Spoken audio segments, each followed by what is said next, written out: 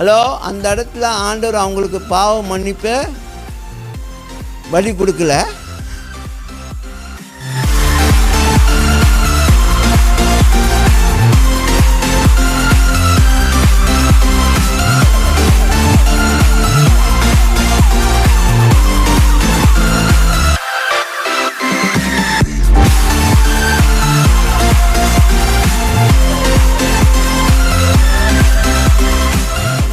ஒரு அன்பான தகப்பன் மிருகத்தை அடித்து, அதான் அந்த இடத்துல எந்த மிருகத்தை அடித்தான்னு தெரியல, ஆனால் அந்த பலிக்கு ஒத்து வர்றதுனால கேளுங்க, பலிக்கு ஒத்து வர்றதுனால அங்கே ஒரு ஆடை அடிச்சிருப்பாருன்னு சொல்லி ஒரு ஒரு மிருகத்தை அங்கே காமிக்கப்படுது. ரத்தம் சிந்துதல் இல்லாமல் பாவ மன்னிப்பில்லை, அந்த மாதிரி. அப்போ ஆண்டவர் ஒரு மிருகத்தை அடித்து ரத்தத்தை சிந்தி அவங்களுக்கு மீட்பு கொடுத்து, அது மீட்பு இல்லை ப்ளீஸ். ஹலோ, அந்த இடத்துல ஆண்டவர் அவங்களுக்கு பாவ மன்னிப்பை பலி கொடுக்கல. அதை கேட்டுங்க. இதில் இங்கே தான் நிறையா பேர் தப்பு பண்ணிடுவாங்க.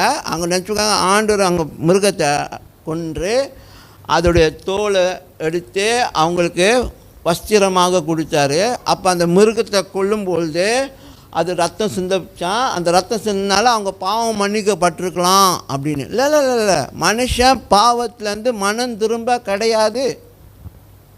அவனாகவே அறிக்கை செய்யல, ஆண்டவர்கிட்ட நாங்கள் மன்னிச்சிருங்கன்னு சொல்லி. குற்றம் தான் படுத்திட்டு இருந்தாங்க ரெண்டு பேரும் மாற்றி மாற்றி.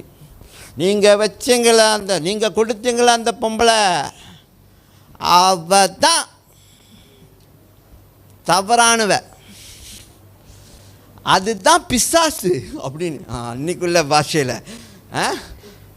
அதுதான் பிசாசு, அதுதான் கொடுத்துச்சு எனக்கு. அப்போ பெண்ணை கேட்டால், ஓ நீங்கள் அந்த பாம்பு தான் வந்துச்சு, அந்த சர்ப்பம் தான் வந்துச்சு, அது தான் என்னை சாப்பிட சொன்னிச்சின்னு சொல்லி ரெண்டு பேருமே அவங்க தப்பை ஒத்துக்கொள்ளலை. அப்போ மனுஷனுடைய பாவ மன்னிப்பு இல்லாமல் தான் தோட்டத்திலேருந்து வெளியாகிறாங்க. அப்போ தான் ஆண்டு சொல்கிறாரு, கிளம்புங்க, கொஞ்ச நாள் சென்று என்னுடைய ஒரே பேரான குமாரனை அனுப்புவேன்.